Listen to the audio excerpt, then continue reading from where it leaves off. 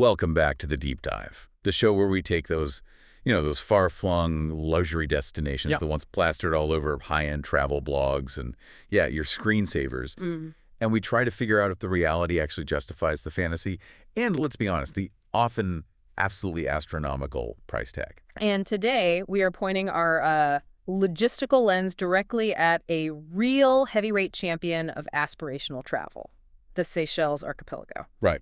When you picture that ultimate tropical fantasy, I mean, we're talking about those impossibly smooth, sculpted granite boulders just rising out of turquoise water, framed by that powdered sugar sand. Yeah, that picture. You are picturing the Seychelles. Pretty much. And we're specifically targeting the main tourist spots today, Mahé, which is the main hub, Praslin, known for its unique nature, and the iconic, totally postcard-perfect Digue. Look, the beauty, that's fundamentally undisputed. Everyone agrees it's stunning. Oh, absolutely. But let's just step back from the glossy photos for a second and get, pragmatic. The Seychelles consistently ranks among the most expensive destinations on the entire planet. And that really is the core question for our deep dive mission today. I mean, in a world with beautiful, accessible tropical options, think Southeast Asia, the Caribbean, or even elsewhere in the Indian Ocean like Mauritius, we need to rigorously question if the sheer logistical commitment and, frankly, the high cost of daily life in Seychelles truly deliver a once-in-a-lifetime experience. Or is it just brilliant high-end marketing that we're all buying into? Exactly. Is it worth that massive outlay? Okay, so let's unpack this properly. We're going to break down the sheer effort required just to get there, because that initial investment is huge. It really is. We'll look at the Budget Balancing Act, showing you how to sort of pivot between those $1,000 a night bougie bungalows and the self-catering secrets that unlock, well, actual affordability. Yeah, the hidden gems. Then we'll dive into the incredible Creole food scene, figure out which specific activities genuinely justify the price tag, and, crucially, highlight maybe 4 things you can skip entirely to save significant cash and maximize your value. Our goal here is really to arm you, the listener, with a complete nuanced strategy. By the end of this deep dive, you should know exactly whether Seychelles is the right destination for you, and if it is, how to experience its unique value without, succumbing to financial panic or feeling overwhelmed by the journey itself. All right, let's start where the journey begins. The initial investment and just the sheer logistics. And let's not mince words here. Seychelles is remote, inherently remote. Yeah, geographically speaking. We're talking about an archipelago of 115 islands sitting right in the middle of the Indian Ocean, way east of mainland Africa. And this remoteness, it defines your trip before you even book a single night's stay. That geographic reality translates directly into an immediate, pretty substantial financial and time commitment. For anyone listening in Europe or North America, you're signing up for a true long-haul flight path. Definitely. You really have to account for travel times that easily stretch past 15 total hours, and often, closer to 20, once you factor in the unavoidable layovers. This isn't a short hop. It's a dedicated journey across continents. And the interesting thing, the market dynamic, is that global connections are pretty much funneled through those major Middle Eastern carrier hubs. The big 3. You're looking at flying Emirates through Dubai, Qatar Airways through Doha, or Etihad via Abu Dhabi. They've kind of efficiently consolidated the passenger flow. Which means your flight experience, while usually high quality, involves a major detour east before you even head south towards Mahé. And this is where the budget takes its first massive, unavoidable hit. Putting a number on that initial cost hurdle, the airfare, is, well, it's sobering. It really is. Finding a round-trip ticket for under $1,000, that's incredibly difficult these days, even if you're looking outside of peak season. Forget about it. And once you start looking at high-demand periods, like, say, European winter holidays or those peak honeymoon months in May and October, well, those prices very easily creep past the $2,000 mark per person. Wow. Okay, that's a profound barrier to entry right there. We're talking potentially $4,000 for a couple before you've even thought about a hotel room. Exactly. You need to commit financially and logistically, understanding this isn't a casual spur-of-the-moment destination. So, okay, you've finally touched down on Mahé, the largest island. The logistical puzzle, it shifts, but it doesn't exactly disappear, does it? Not at all. To really experience the magic of the Seychelles, you have to move between those key tourist islands. Mahé, Praslin, and Digue. The Trinity. The Trinity, yes. And this inter-island movement, It requires some strategic planning. This is a critical point. Looking at the sources, there seem to be two main ways to travel between Mahé and Praslin, and each has its own distinct pros and cons, and they hit your wallet and maybe even your stomach differently. That's right. Option A is the air route. Air Seychelles uses those tiny, almost charmingly retro twin otter propeller planes. Pearl puddle jumpers. Pretty much. The flight from Mahé to Praslin is astonishingly quick, only about 15 minutes, and it is undeniably the most scenic route. Okay. Because the planes fly low. I mean, sometimes it feels like you're just skimming the water. You get these spectacular, completely unobstructed views of the granite islands and all the varying shades of the Indian Ocean below.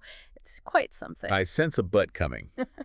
That 15 minutes of scenery, it comes with a hefty premium price tag, right? It does, and maybe more importantly for some listeners, for nervous flyers, this isn't necessarily an easy 15 minutes. Those twin otters are lightweight. That means they're extremely sensitive to air pockets and turbulence, especially flying over those warm, open ocean channels. You are going to feel every single bump. Right, okay. Good to know. So what's the alternative? Which brings us to option B, the Cat Cocos Ferry. This is the much more cost-effective option. It's a modern, high-speed catamaran service. It's reliable, and it cuts down that inter-island cost significantly, particularly if you're traveling as a family. Okay, cheaper sounds good. But, and I need to jump in here, the Cat Cocos journey, I read multiple accounts describing the trip between Mahé and Praslin not just as choppy, but genuinely harrowing for some people. You are absolutely right to flag that. It's an open stretch of the Indian Ocean, not some sheltered bay. Exactly. The sources are pretty much unified on this. That channel, especially during certain seasons or wind conditions, can generate extremely rough seas. The catamaran might be modern, but it can't just conquer nature. Right. We saw reports of staff being so used to motion sickness that they basically just walk through the cabin before departure, handing out sick bags with this sort of practiced, almost resigned expression. Wow. That anecdote alone tells you everything, doesn't it? It really does. The advice here is pretty much non-negotiable. If you have any susceptibility to motion sickness at all, take heavy-duty preventative medication. And take it seriously well before you actually board. Don't be a hero. Definitely not. Saving cash on the ferry is great, but experiencing that level of seasickness is absolutely not a holiday highlight. Okay, point taken. So, moving on to getting around on the islands. Once your feet are planted on Mahé and Praslin, you face the next kind of economic decision point. To really justify that huge flight cost, you've got to explore these islands properly, find the hidden beaches, visit the national parks. You need mobility. You do, and this is where the local taxi prices can deliver the second major shock to the budget. Oh, boy. They are, frankly, exorbitant. They operate without the kind of competitive pressure you'd find in larger cities or more developed tourist hubs. So give us an example. Well, we found examples where a standard, maybe 20-minute airport transfer could easily run you 70 euros. 70 euros. For 20 minutes. Yeah. So if you rely on taxis for sightseeing all week, your budget is just going to hemorrhage money. Okay, so what's the workaround? Renting a car. The clear cost saver is renting a small car. Prices usually hover around the 50 euros per day mark. That sounds much more reasonable. It makes it significantly cheaper than even one round-trip taxi fare to a single attraction. However, this is where the necessary skepticism has to come in. Exactly. I hear 50 euros a day and I think, great, budget solved. But what are the real-world caveats? I read the roads, especially on Mahé and Praslin, are like ridiculously narrow, winding, up and right on the edge of a cliff, and you have to drive on the left. Is this a white-knuckle experience? And what about stuff like insurance or finding parking? That's a crucial layer of detail that often gets glossed over in the brochures. It is a cautious driving experience, there's no doubt about it. Sure. Many of the roads were built long before mass tourism, designed for much smaller local traffic. So when you meet a public bus coming the other way on one of those winding mountain passes, well, someone is backing up. You have to be prepared for blind corners and extremely steep climbs and descents. So definitely not a place for timid drivers then. No, it demands focus. And furthermore, regarding the logistics you mentioned, like insurance, you absolutely must look closely at the insurance waiver or excess. Right, the fine print. Often that low daily rental rate comes with a massive excess, sometimes thousands of euros, meaning any minor scrape, which is pretty easy on these narrow roads, could end up costing you a fortune if you haven't taken out the comprehensive local insurance offered by the rental agency itself.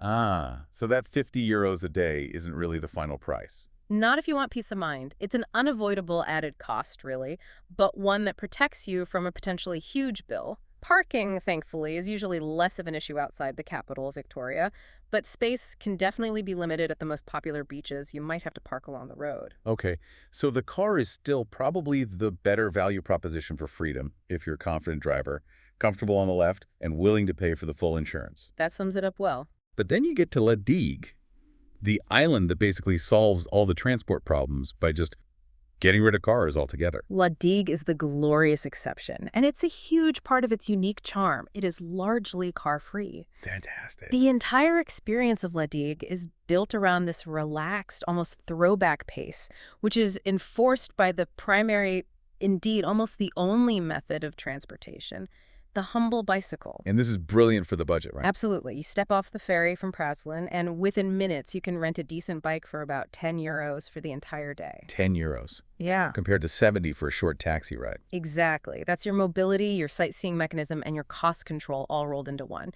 means you just don't have to engage with the taxi drama or the slightly stressful driving of the larger islands. You simply cycle everywhere, slowly, under the palm trees. It's lovely. It sounds idyllic. It must create an immediate sense of decompression. It really does. It's worth its weight in gold, that feeling. The island's small enough that you can easily access all the major attractions like the famous Anne Source d'Argent within maybe a 20 or 30-minute gentle cycle. Right. It genuinely forces you to slow down and truly absorb the environment, which is ultimately what you paid that massive airfare to experience in the first place.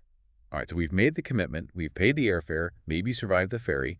Now we have to tackle the single biggest variable cost, accommodation.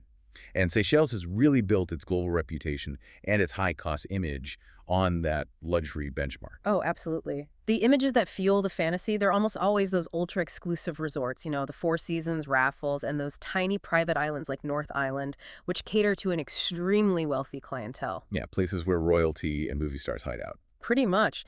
These are properties where discretion, absolutely flawless service, and total seclusion are just the minimum requirements. You're paying for privacy above all else. We're talking about an ecosystem of pampering that's almost unimaginable for the average traveler, right? Private plunge pools overlooking the ocean, dedicated butlers who somehow anticipate your every need. Michelin-starred chefs, private beaches you might genuinely not share with another soul during your entire stay. Okay, I get the picture. Pure indulgence. And if you are aiming for that top-tier, zero-effort, completely pampered experience, the sources do confirm the service is generally flawless. But let's ground this back in reality with some hard numbers. Please do. When we define the high-end cost in Seychelles, we are talking about rates that typically start around 800 euros a night, maybe for the most basic resort room. Basics, doing a lot of work there. Yes. And it quickly escalates to 2,000 euros a night, and often much higher depending on the villa size, the specific island, and of course the season you travel in. That pricing, that's what makes Seychelles seem completely unattainable for most people. It dictates that perception that this is strictly a millionaire's playground. Which is precisely why our deep dive must illuminate the true secret gem of Seychelles travel. The vibrant, affordable alternative that allows normal travelers to actually experience the destination. Okay, tell us more. We are talking about the fantastic network of family-run guest houses and self-catering villas. This sounds like the real game changer. These options aren't plastered across the fancy travel magazines, are they? No, not usually, but Yeah. they are numerous, they're often highly rated online, and they exist on Mahé, Praslin, and La Digue. You just need to know where to look, often on platforms like Booking.com or even local Seychelles touristy sites. And the financial difference, is it really that significant? It's staggering. Instead of that 800 to 2,000 euro plus price point per night, you can find impeccably clean, often quite charming accommodations frequently, including a small kitchenette, maybe a lovely little terrace, air conditioning for a very respectable 150 to 300 euros a night. Okay, wait, 150 to 300 compared to 800 to 2,000. That's huge. It's a reduction in accommodation cost by anywhere from 3 times to potentially 10 times less. It completely changes the budget equation. But I have to play the skeptic here for a second.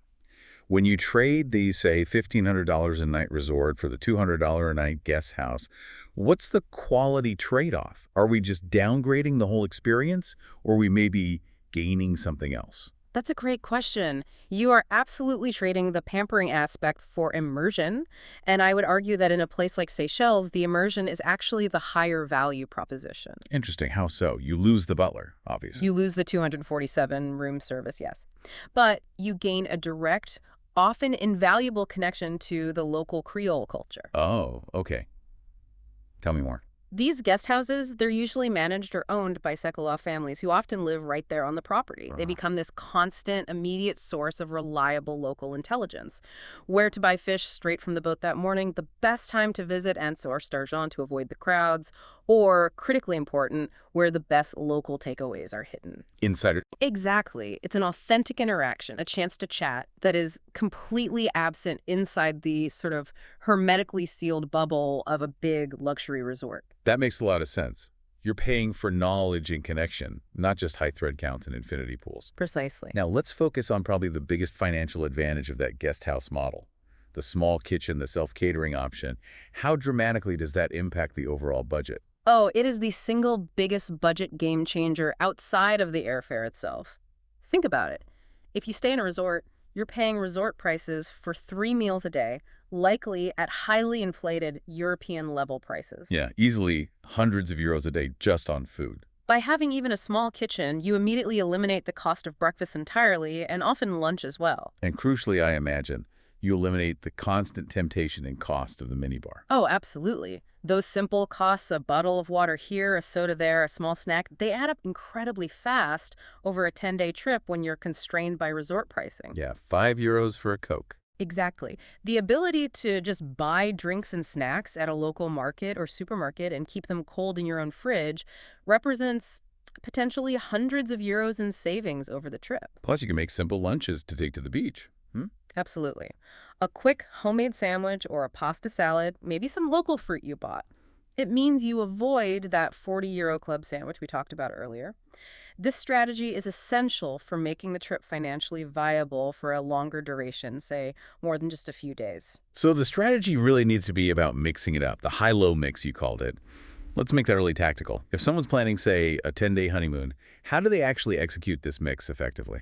I'd advise starting or perhaps ending with the luxury component. For example, maybe spend the first 3 nights on Mahé in a beautiful 5-star spot like the Four Seasons. You get the pampered experience, recover from the jet lag, enjoy the flawless service, the private beach feel, all the resort amenities. Okay, get the full fantasy hit up front. Then what's the pivot? Then you move. You take the ferry or the little plane over to Praslin or Digue and check into a well-located, highly rated guest house for the remaining 7 nights. Ah, I see. This maintains the overall special romantic feel of the trip, but it instantly drops your daily expenditure rate by potentially over $1,000 a day. You still get the beautiful location, the amazing beaches nearby, but you gain the local immersion and, crucially, the financial breathing room to spend money on genuinely valuable activities, like those full-day boat trips or diving. That sounds like a really smart approach. Yeah. And for the listener looking to book those cost-saving guest houses, are there particular areas you'd recommend focusing their search? Yeah, definitely. On Mahé, if you want easy access to more restaurants and activity providers, the Beauvalon area on the northwest coast is a good bet. It's popular, but has lots of options. Okay. If you prefer something a bit quieter, maybe more authentically local, with easy beach access still, Anse Royale down in the south is excellent. Lots of lovely guest houses there. And on Praslin? On Praslin, the Côte d'Or area, also known as Anse Fulbert, is really dense with great mid-range guest houses and self-catering places right near a beautiful long beach. Perfect. And on Digue, honestly, because the island is so small and everything is pretty much centered around the ferry port area of La Paz, you can pick almost any guest house and still be within easy cycling distance of everything. The quality is generally quite high across the board for these smaller family-run establishments. You just need to book ahead, especially in peak season. Okay, now that we've figured out how to sleep affordably, let's move on to the food scene. Because this is the second major area where tourists either fall straight into a cost trap or they discover the path to incredible affordable value. Right. The cost trap we already touched on is very real inside those resort walls. That standard club sandwich and a beer hitting 40 or 50 euros is just painful. It really stings. And if you're opting for the full resort buffet dinner every night, Yeah. you're consistently looking at bills over €100 per person, especially if you add even one glass of wine. A 2-week stay, relying purely on resort food, is simply financially devastating for most people. Which is exactly why the Seychelles has this genuine secret weapon. And it's one that actually improves the cultural experience while saving enormous sums of money. The local takeaway. Okay, but we need to reset expectations here. Yeah. When you say takeaway, what should people picture? It's not McDonald's, right? No, definitely not. Don't picture a brightly lit chain restaurant or some generic fast food counter. These are usually very humble establishments, often just simple counters, maybe little wooden shacks, sometimes with just a couple of basic plastic tables and chairs placed outside, if any seating at all. Okay, unassuming. Very unassuming.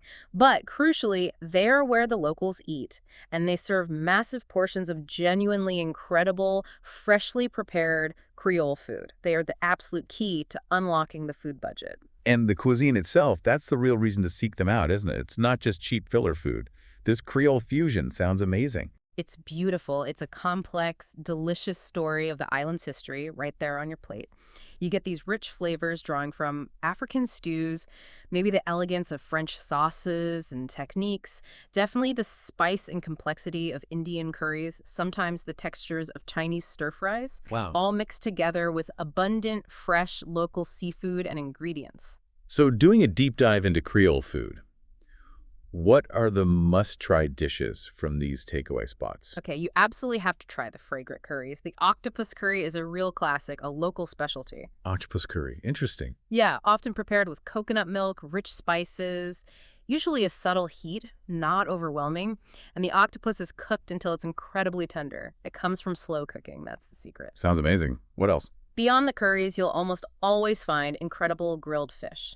Often red snapper or jobfish, caught that very morning, simply grilled, maybe with some garlic and herbs, served immediately. You can't get fresher than that.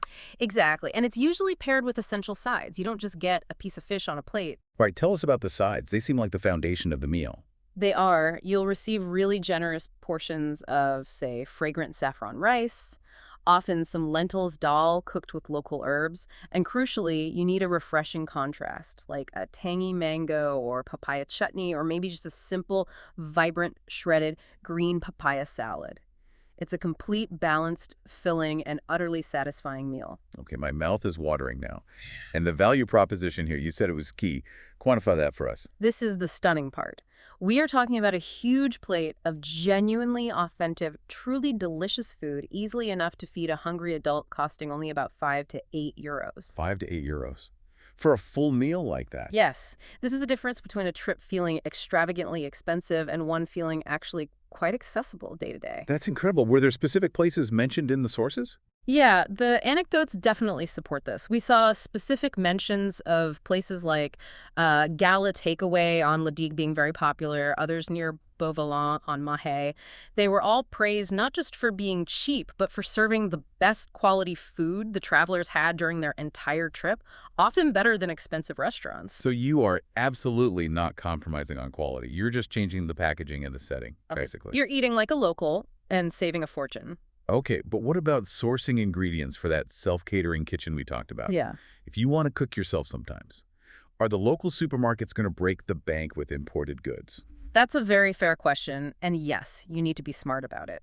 Imported goods, things like packaged cereals from Europe, fancy cheeses, specific brands of wine, they will carry a significant premium because, they have to be shipped thousands of miles to these remote islands. Right, makes sense. However, the smart shopper focuses entirely on local produce and local protein. Meaning what specifically? Meaning hitting the local fish markets early in the morning. You'll find fishermen selling their catch directly. The price per kilo is reasonable, and the freshness is absolutely guaranteed. Okay, fish market, got it. Focusing on local starches like rice and plantains, which are cheap and readily available, and just embracing the incredible variety of local fruit and vegetables. The main market scene in Victoria, on Mahé for instance, it provides a great sense of local life, and it offers really cost-effective, non-imported essentials like spices, chilies, vegetables, and amazing fruit. So if you stick to the local food chain fresh fish, local produce, the self-catering strategy remains highly effective financially. Absolutely. Now, we have to address the most let's say, adventurous item that sometimes appears on the menu? Ah, yes, the fruit bat curry. A fruit bat curry. It's Is this for real? It is very real, yes. For the truly curious and gastronomically adventurous listener, this is a traditional delicacy you might see offered, especially in more local restaurants or sometimes even takeaways. It certainly tells a story about the historical island diet. Okay. So, for those contemplating it, Hmm. what's the experience actually like? What does fruit bat taste like? And is it worth the effort? Right. The general consensus from those who've tried it is that it tastes like a rich, dark, and very gamey meat, often compared to slightly tougher rabbit or maybe intensely flavored venison. Okay, gamey. The main caveat, however, and this comes up repeatedly, is that it is notoriously bony, like full of tiny little bones. Oh, dear. It requires a lot of careful eating, a lot of effort for the amount of meat you actually get. It's definitely more of a cultural tick box experience, something you try once for the novelty, maybe, rather than something you'd adopt as a regular meal. Good to know. Sample, perhaps, but don't plan your dinner around it if you're hungry. Precisely. Okay, so let's wrap up the smart food strategy then. It really sounds like it's about a balanced attack on the budget. Exactly. The recommendation would be definitely self-catered breakfast, using local ingredients, fruit, maybe some eggs, toast for ease, and cost control. Makes sense. Lunch should absolutely be the takeaway scene. Grab something delicious for 5 and 8 euros, take it down to the beach, eat it picnic style. That leverages that incredible value proposition. After beach lunch. Then dinner can be a mix. Maybe one night you cook yourself using that fresh market fish. Another night, maybe another cheap and cheerful takeaway. And then perhaps you budget for 1 or 2 splurges on a proper sit-down restaurant for a more romantic evening treat over, say, a 10-day period. That sounds totally manageable and still delicious. Yeah. And finally, don't forget the local treats, right? Oh, absolutely not. The tropical fruits are just phenomenal. The tiny little bananas you find there are incredibly sweet, nothing like the ones back home. The passion fruit, the mangoes, papayas, they're abundant and cheap when in season. And for an affordable sunset cocktail, the local rum, Takamaka, is distilled right there on Mahé. It's actually really good, it's readily available in shops, and buying a bottle locally is vastly cheaper than buying cocktails at any hotel bar. Ah, the DIY sundowner. Exactly. You can still enjoy that luxury experience of beautiful drink watching the sunset, but for a fraction of the resort cost just by mixing it yourself back at your guest house. Okay, so we've established the trip is expensive, the flights are long, the logistics definitely require planning. But we've also mapped out some really effective cost-saving strategies for accommodation and food. Now, we enter probably the most critical section, the justification. What does Seychelles offer that truly validates that massive initial investment and all the ongoing logistical effort? What's the payoff? The payoff fundamentally begins and ends with a landscape that is genuinely unique on this planet. The consistent high ranking of Seychelles beaches. It isn't just purely about aesthetics, it's actually geological. Geological. Okay, tell me more. That sounds like the deep dive detail we need. Right. These islands are not volcanic in origin, like many Pacific islands or even others in the Indian Ocean like Reunion. They are ancient fragments of a sunken supercontinent, Gondwana. Wow, okay, so the granite, those famous boulders, that's the key differentiator. It is the absolute defining feature. The Seychelles granite is among the oldest exposed rock in the world, and over millennia, the wind, the rain, the sea have sculpted these massive boulders into these incredibly smooth, rounded, often impossibly balanced shapes. Like giant sculptures. Exactly. You see this unique juxtaposition everywhere. The powdery white coral sand, the vibrant turquoise water, and then this ancient, dark, dramatically sculpted geology rising out of it. It is truly a world-class natural art installation that you simply cannot find anywhere else in the world quite like this. And the absolute superstar of this unique geology has got to be un source d'argent on La Digue. That's the image that sells the entire archipelago, isn't it? It really is. And you know what? It actually deserves the hype, even with the small entrance fee you have to pay. There's an entrance fee. Yeah, it's located within the Linden Estate Park, which is an old coconut and vanilla plantation, and they charge a fee for access to the whole area, including the beach. But honestly, it is 100% worth the admission price. Why? What makes it so special beyond the photos?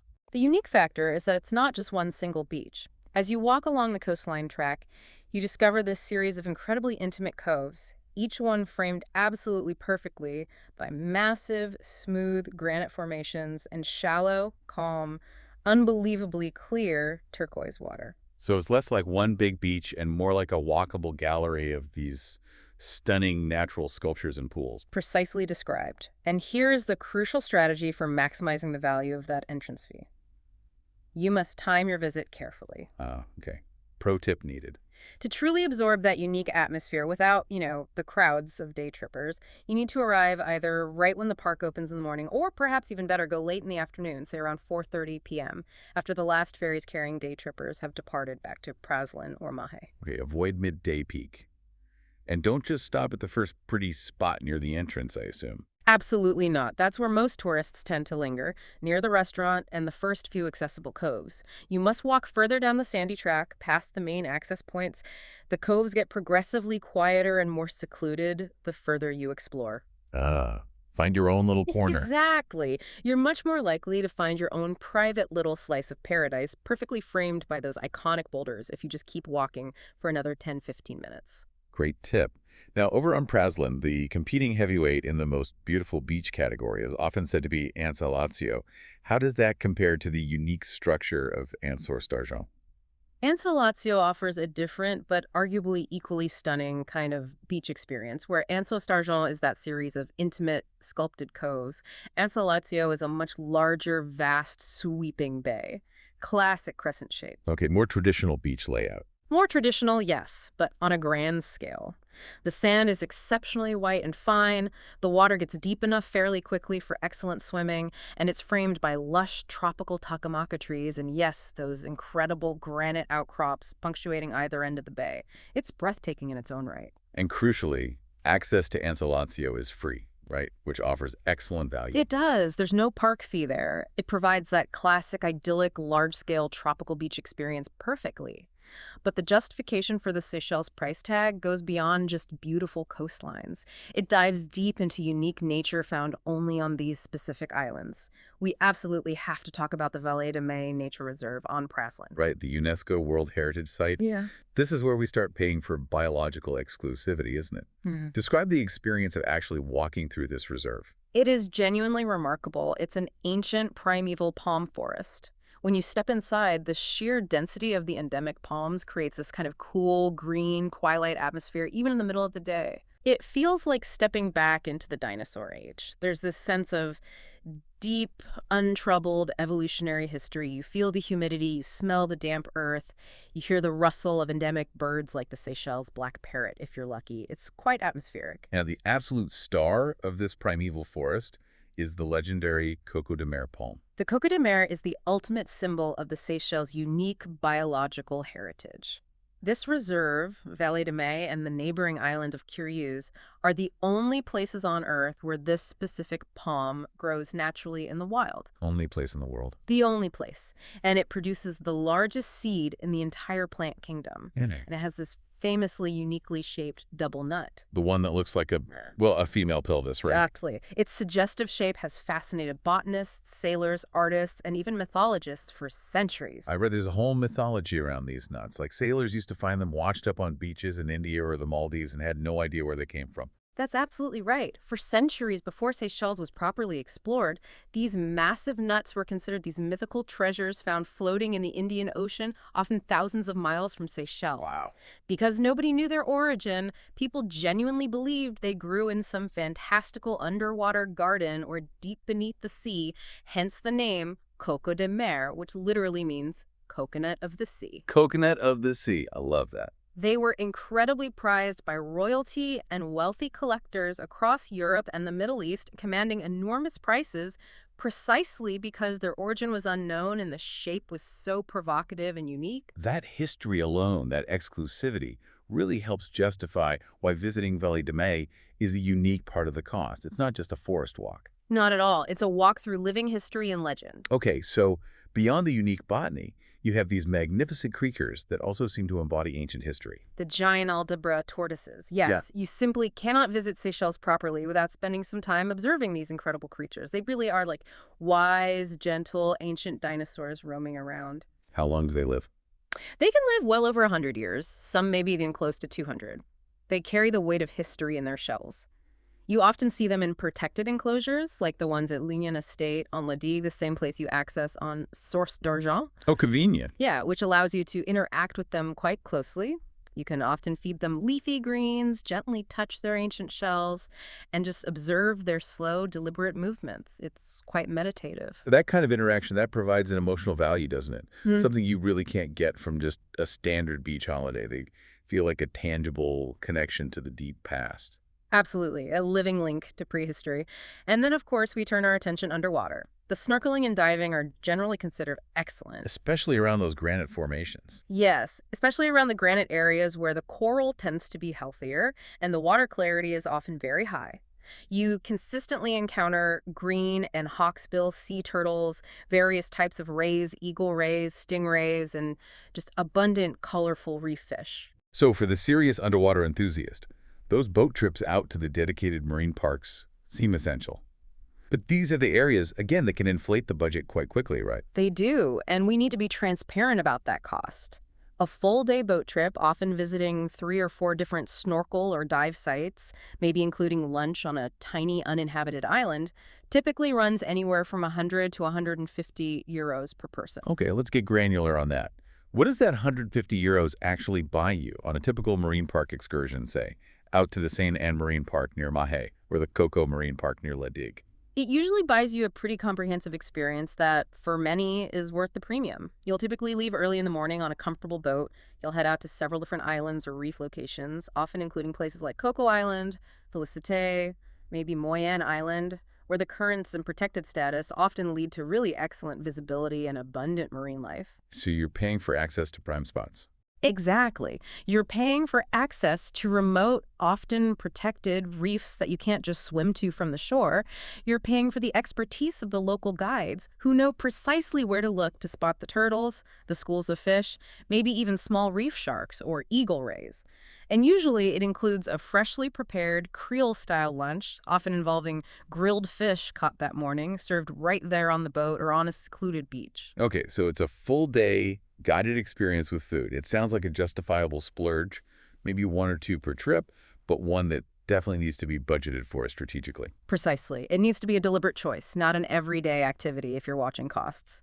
So we need a balance. What are the free alternatives that still deliver high value for nature lovers? The great news is that the snorkeling is often excellent right off many of the main beaches. Oh, really? Yes, many of the major beaches, especially those with rocky outcrops or granite boulders at the edges, have coral structures and seagrass fairly close to the shore. This means you can just grab your own mask and snorkel, maybe buy a cheap set there or bring your own, and be in the water enjoying great sights immediately for free. Fantastic. Any other free high-value activities? Hiking. Hiking is a fantastic, completely zero-cost activity that offers huge rewards. On Mahé, for example, the Copolia Trail is a popular one. It's a short but fairly steep climb up through the forest. Okay. But the reward at the top is genuinely breathtaking. You get these incredible panoramic views over the capital city, Victoria, the airport, Sainte Anne Marine Park, and the entire eastern coastline. It's a spectacular vista for just the cost of your own effort. There are other trails, too, on Mahé and Praslin. Excellent. So the overall takeaway from this payoff section seems to be the justification for the cost does exist, but it lies squarely in the unique geological and biological features of these islands, not just the prettiness of the sand. Exactly. You are paying a premium for a world-exclusive nature and landscape experience, much more than just a standard beach holiday. Okay, we have laid out the potentially high costs and also the very high rewards. Now, let's sharpen the strategy by discussing the pruning hook, identifying the things you can happily, easily skip to save money, and quite often, actually enhance your overall experience of the Seychelles. Love this part. Okay, skip target number 1. The bulk of the souvenirs you might be tempted to buy in Victoria Market. Yes. The capital city, Victoria, it's definitely worth a short visit. You know, see the little bustle, the famous miniature clock tower replica, and absolutely visit the Sir Selwyn Clark Market, especially the vibrant fish and produce sections. That's an authentic cultural snapshot. Right, see the real stuff. But the stalls surrounding the main market building, the ones clearly aimed at tourists, they are largely tourist traps. They sell the same kind of mass-produced trinkets, fridge magnets, keychains, generic T-shirts that you can find in almost any airport gift shop worldwide. And I bet they're highly inflated in price. Absolutely. You're paying a premium for something totally non-unique. You are much better off spending that money elsewhere, or perhaps buying something genuinely local from the produce market, like a small bottle of local vanilla essence, some cinnamon bark, or a unique local spice blend. Good advice. Skip the plastic junk. Buy something edible or fragrant instead. Okay, skip target number 2. Those ridiculously overpriced private picnics offered by the big hotels. Yes, you see these advertised constantly in the luxury travel brochures, don't you? The exclusive, curated, champagne-fueled private beach experience. Sounds lovely, but I dread to think of the price tag. And you should. They often cost hundreds and hundreds of euros. What they are essentially selling you is an environment, a beautiful, deserted beach that is already abundant and completely free all over the Seychelles. Good point. This is a classic example of paying a huge amount for convenience that you can very easily replicate yourself for a tiny fraction of the price and probably have more fun doing it. Okay, so how do we execute the savvy, budget-friendly picnic instead? You simply utilize that self-catering kitchen in your guest house, or even just visit a local supermarket, or better yet, a roadside fruit and vegetable stall. Right.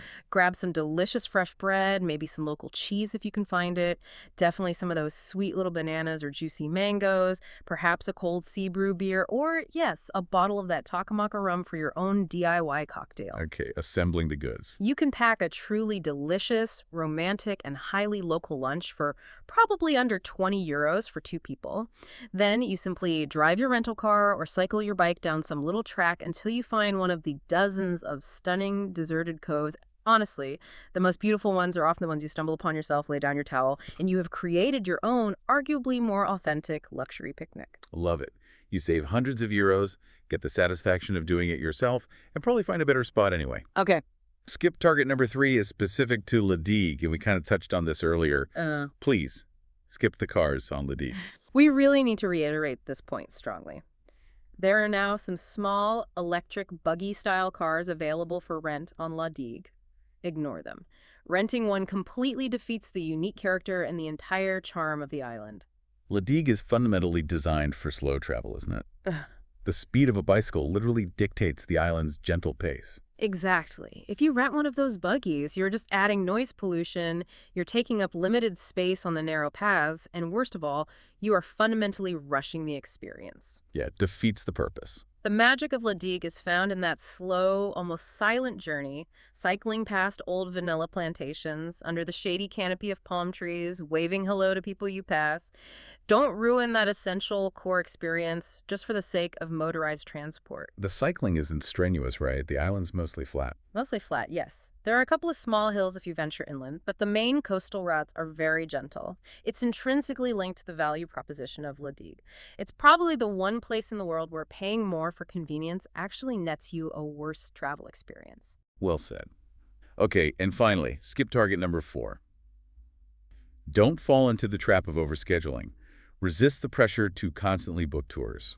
Yes, this is a major potential pitfall, especially for first-time visitors who feel they have to justify that expensive flight cost by packing every single minute with costly excursions. I can see how that happens. They see brochures for boat trips, guided hikes, diving courses, fishing charters, and they feel this pressure, maybe from tour operators or hotels, to book something different every single day. But as we discussed, the real justification for the high cost of Seychelles is often found in the simple, unhurried appreciation of its pristine nature, right? Exactly. The true value is often found in just reading a book under a palm tree at Ancelatio for 4 undisturbed hours, or swimming in that incredibly clear water, or grabbing that €7 takeaway curry for lunch and eating it with your feet in the sand, or cycling slowly back to your guest house as the sun starts to dip. It's about the quiet moments. The cost, in many ways, justifies the sheer exclusivity and the quiet solitude you can find. Don't replace that precious solitude with constant, costly movement just because you feel pressured by tour operators. So what's the advice? Schedule maybe 2 or 3 big splurges during your trip, perhaps that really great marine park boat trip, or a specific dive you want to do, or maybe a guided hike if you're keen. But fill the rest of your days with those wonderful, free, or very cheap, simple pleasures. That really is the key to maximizing both your financial value and your relaxation. Slow down. Okay, we have reached the synthesis point. We've tried to move past that glossy brochure image dug into the real logistics, the finances, and also the potentially unparalleled payoff. We've established that while those ultra-luxury five-star resorts definitely dominate the global narrative about Seychelles, the actual existence of that network of friendly, affordable guest houses and the incredible local takeaway food scene makes the experience significantly more accessible than its high-end reputation might suggest. It really does open the door. So let's perform the final weighing of the evidence, put it all on the scales. On one side, we have that unavoidable high initial flight investment, often, yeah, $1,500 to $2,000 per person, maybe more. Big number. And the persistent logistical hurdles getting between islands, the cost or challenge of on-island transport, this is the friction, the difficulty. Right. And on the other side of the scale, we have the unique value proposition. Those otherworldly, ancient granite landscapes you won't find elsewhere. The specific biological exclusivity of things like the Vallée de Mahé and the Coco de Mer palm. The profound, almost moving experience of spending time with those giant tortoises and the protected, uncrowded, genuinely world-class beaches. This is the reward, the payoff. So the big question, based on all the sources in our analysis today, is Seychelles worth that massive price tag? What's your gut feeling now after diving deep? You know, I have to admit, I probably came into this deep dive ready to call it a monumental ripoff. I was pretty convinced the hype must outstrip the actual value, but I think I've been convinced otherwise, mostly. Ah, interesting. My verdict is, yes, it is worth it, but, and this is a huge but only for a very specific type of traveler, the one you identified earlier. And who is that traveler? That traveler is the person who genuinely prioritizes unique nature, unique geology, above almost everything else. If you are specifically searching for those sculpted granite boulders, the endemic species found nowhere else, and that slow, peaceful rhythm of island hopping between these unique ecosystems, then Seychelles is unparalleled. Exactly. But if your main requirement for a tropical holiday is simply a nice beach, a swim-up bar, good cocktails, and maybe easy all-inclusive service, then honestly, there are dozens of beautiful, much cheaper, and far less logistically complex options elsewhere in the Caribbean, Mexico, parts of Asia that will save you thousands of dollars and probably less travel stress. I agree completely. I think framing it as fundamentally a nature and landscape holiday, which happens to be dressed up as a luxury beach holiday, is key. It requires commitment. It requires strategic budgeting, using those guest houses and takeaways. But the unique elements, if that's what you value, do justify the effort and cost. Yeah. And we really must conclude by circling back to that point we touched on near the end. The cost itself acts as a crucial filter. It's undeniable. Right. The reason these islands remain so pristine, so relatively uncrowded compared to other hotspots, so protected in many ways, it's directly related to that high financial barrier to entry. You are, in effect, paying for protected, unadulterated paradise. You are paying for the lack of overcrowding that plagues so many other beautiful places. It's a premium for preservation almost. Therefore, our final conclusion, our recommendation, is that Seychelles should probably be categorized as a save-up for a really special occasion kind of trip, a major anniversary, a once-in-a-lifetime honeymoon. Yeah, not an annual getaway for most. Definitely not. But when you do go, you absolutely must utilize that strategic high-low spending mix we outlined. Maybe a short, indulgent luxury start or finish, blended with a longer, more budget-conscious stay in a great guest house, eating largely via those incredible cheap local takeaway counters. That strategy seems to maximize the value and minimize the financial strain, without compromising the essential, unique experience of the islands themselves. Exactly. It is paradise found, but only if you're smart enough and willing enough to budget partially like a local. It requires planning, yes, but the rewards for the right person are genuinely unparalleled. Hashtag tag tag outro. So there you have it. That's the full deep dive into the complex price tag of paradise, a.k.a. the Seychelles. Remember that essential strategy. Use the local economy, guest houses, takeaways, markets to offset that huge initial cost of just getting there. By doing that, you successfully unlock access to the world-exclusive landscapes, the unique biodiversity, and that quiet, protected nature that truly defines the Seychelles experience, ultimately justifying, we think, that massive initial financial commitment. And as we sign off from this deep dive, let's leave you with this final thought, something that kind of builds on our analysis. We've established pretty clearly that the high price tag keeps Seychelles pristine and relatively uncrowded, acting as a powerful filter against the pressures of over-tourism. The cost as conservation, almost. So this raises a really fascinating idea to ponder. If the necessary expense is actually what protects this specific paradise from environmental strain and degradation, does the high cost, in this particular case, become a necessary, almost ethical component of the trip itself. Is paying that premium fundamentally a choice you're making to support sustainability through exclusivity, a contribution to keeping it special? Interesting question. Food for thought indeed, as you perhaps contemplate booking that very long-haul flight. Thank you so much for joining us for this in-depth analysis of the Seychelles. Join us next time on The Deep Dive as we tackle another destination dream and figure out if the reality truly matches the fantasy. Until then, safe travels.